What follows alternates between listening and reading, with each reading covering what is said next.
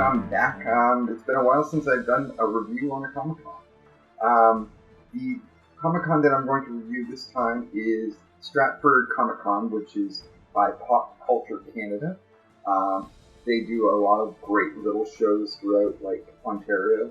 I don't think I've ever been to one before besides this one.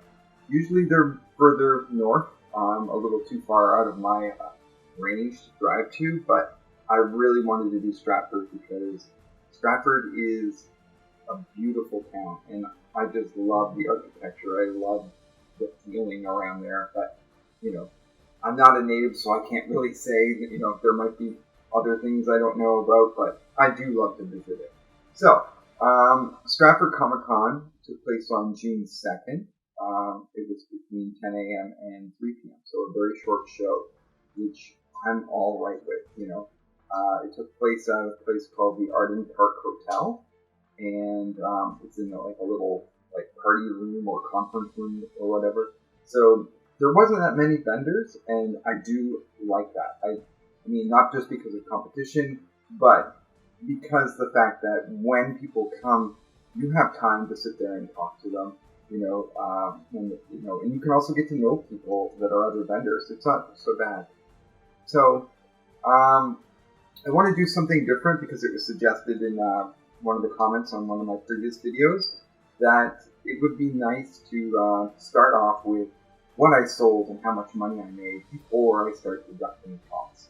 So we're going to start that way now. We'll see if it makes a difference, and I'm going to take this advice. I think it's great advice. So the first thing I always go to is my sketch covers. I didn't sell a single sketch cover, and I always say it's a shame because the price for those, like how much money I can make off them, would really help offset any costs, but they are a big ticket item, so I understand that, it's not for everyone. You really have to really want original artwork if you want that. But moving on to the sketch cards that I've been doing. So I did sell some sketch cards. I sold 2 sketch cards. I sold a Pinhead, so from Clive Barker's Hellraiser, and I sold a Michael Myers. I had originally drawn these for Niagara Falls ComiCon, which is coming up after this one, but I thought, you know what, I might as well bring them out now and see do they sell. So I sold those 2, and I sold them each for $40, so I made $80 off of that. But I am going to take off the costs, just so that it's just a profit of the items. But essentially, it costs me, I'm going to take out my glasses for a second so I can read, about 23 cents a card, for actually printing the card, the actual cost of that. So that's 46 cents. I also put them in Ultra Pro One Touch holders, so it's got a nice card casing to protect the artwork. And they cost about $2 for each one. So we got to take off $4 from there. And, in labor, paying myself minimum wage right now, which, again, as I always say, I should be charging more, but we're going to have to take off about another $31. So the total profit from selling those 2 cards was $44.54. So not bad. We go down. I sold some art books, right? Which is a collection of my sketch covers, just printed in a comic format, so you get a whole bunch in one book. And I only do a limited print run of these. So I sold one of my art book number 6. So I sell it for $20, but with launch cost of print, the bag and the board, etc. My total profit is $10.51. So that's not so bad. I didn't sell any of my Batman prints, which was the long one. I have a few of those left, not many, but I didn't sell any of those. But we can move into prints. The 11x17 prints. I sold one of my classic Avengers, one of Harley Quinn, one of Rebel Spider-Man. I sold 3 of my Jokers lineup, the usual clowns, if you want to call it. 1 of my Omni-Man versus Homelander. 1 of Daredevil and Spider-Man, a Marvel team-up. I sold 2 Hellboy vs. Spawn, 1 Superior Spider-Man, 1 Saga of Spider-Man. I sold 2 of my Predator Venomized, 1 of Halo. I sold 4 of my Boba Fett's. Pretty cool. 1 of Data, 1 of Riker, 1 of the Doctor Strange Scarlet Witch print I have, 1 of Steve Ditko, 1 of Stan Lee. I sold 2 Hulks. I sold 1 Iron Man Venomized, and I also sold 1 Daredevil and 1 Thanos.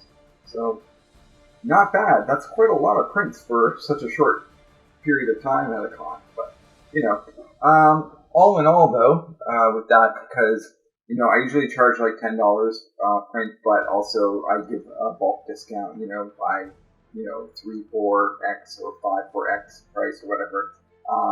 And of course, and such. So the printing and the sleeve that I put them in, I have to take those costs off. So I ended up making about $154.28 off of prints, which is pretty good, not bad for a couple hours. So that being said, let me switch over. So with all that, I made was it $296.65? Yeah, $296.65. So not bad at all. The cost of the table for the day was $67.80.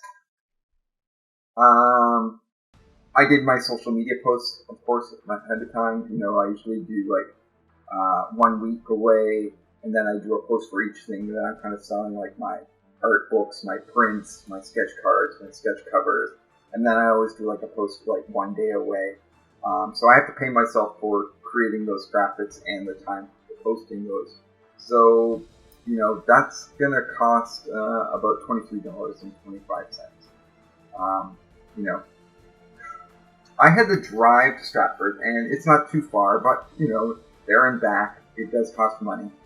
So I spent $76.80 in gas, and I gotta tell you, when I was following my Google Maps through driving there, I ended up going down this one area where they told me to go, and it was just crazy. And I think I actually took a video, and if I do, I'm going to post it here. But it was just where am I? What's going on? And all I could think of was that scene from The Office with Dwight and Michael, and they end up in a lake or something like that. I was like, oh my god, where am I?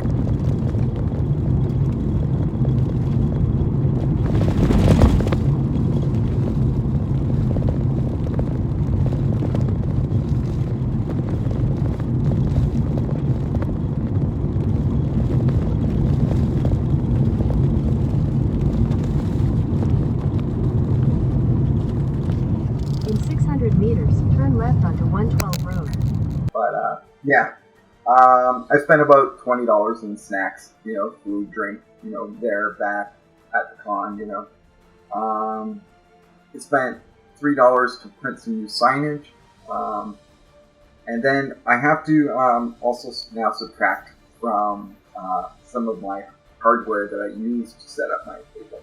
Now, the previous 4 cons I've done, what I was doing was I was dividing it by the 10 cons that I would do this year, 1, 2, 3, 4, 5, 6, 7, 8, 9. Yeah, around 10. So I was dividing it by 10, and by this time I got to thinking, that is not actually fair, because some of these cons are 3 days, and this con is only 5 hours. So to divide it evenly between those, I didn't think that was right. So I'm going to reassess those 4 previous ones I've done with some new costs figured in. But what I'll do is I'll wait until I'm done all the cons for the year, and I'll just do a kind of a snapshot of all the cons and their prices. So instead, what I'm gonna do is I'm gonna divide it by the number of hours that the con is actually open that you could sell. So in this case, it's like 5 hours. So I've come up with this new system, and I think it's better and it's fair. So one of the items is my revolving pegboard shelf, where I can put my sketch cards on and I can spin it around. So that costs like $13 that I got to take off of the price here. Then I also have my portable display behind me. So I'm going to take off another like $29.25. Then I have, I ordered a whole bunch of business cards for the year. So I'm going to subtract another $3.05. So that being said, the total expenses, like to be able to do this, was $236.15. So if I take that from the profit of like $296.65 that I made, and I subtract that, we end up with like $60.50. So,